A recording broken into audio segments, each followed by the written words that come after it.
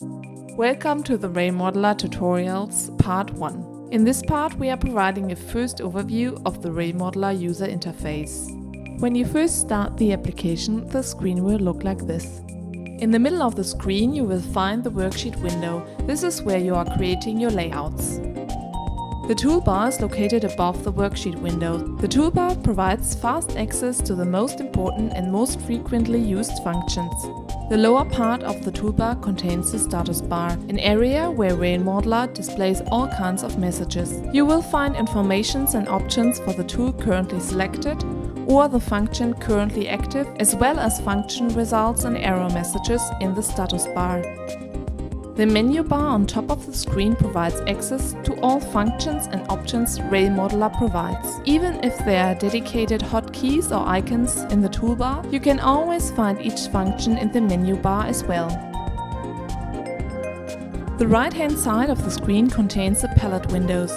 The info palette shows all kinds of information about the currently selected element in the worksheet, such as position, size, height, and the track lengths of track elements.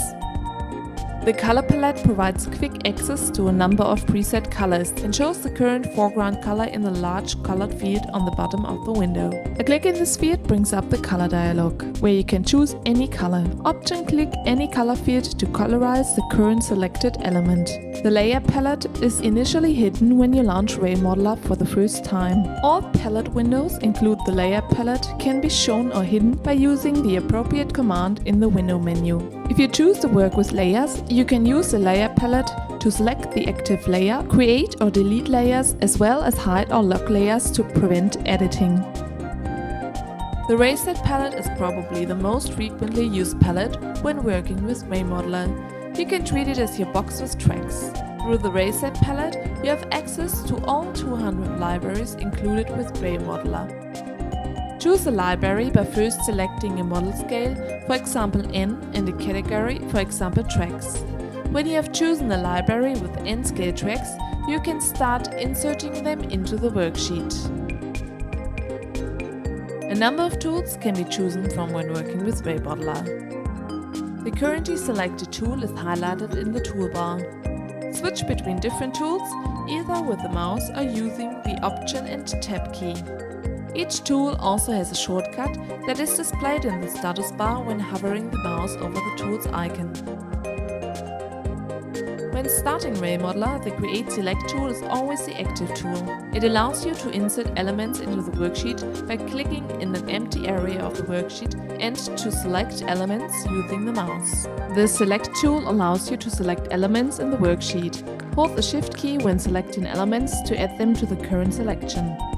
The Tape Ruler tool can be used to measure distances in the worksheet. It can automatically snap to the joints of tracks for precise measurements. The Move tool allows you to move the visible area of the worksheet using the mouse. You can also dynamically activate the Move tool from every other tool without explicitly switching the tool. Just hold down the Apple key and hold down the mouse button to move the worksheet. The Info tool is a quick way to get information about the element under the mouse cursor. With the Pipette tool, you can copy the color of an element in the worksheet to the color palette as the new default color. The Colorize tool works just the other way around and lets you colorize elements in the worksheet. The Text tool allows you to insert text objects into the worksheet. The final four tools can be used to insert generic graphical elements into the worksheet: rectangles and squares, polygons, circles, and line segments. We suggest that you adjust RailModeller to your personal working style. To do so, open the RailModeller preferences and take your time to browse the available options. For example, you might want to always automatically load the last worksheet you've worked on when starting RailModeller. You can choose default settings for new worksheets or set your favorite library to be already selected when starting the application. Choose your favorite language and unit settings. Make sure you've browsed through all available options and you will probably find a couple of settings that makes working with RailModeller more comfortable for your particular needs. Finally, two handy hints.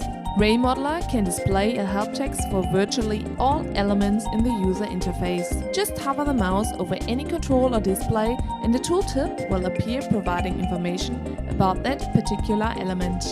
RailModeller also provides contextual menus to provide a shortcut to commands that make sense in a particular context. If you haven't heard of contextual menus before, just look them up in the Mac help. Contextual menus provide a quick access to change the appearance of the worksheet or to edit a track like rotating or moving it.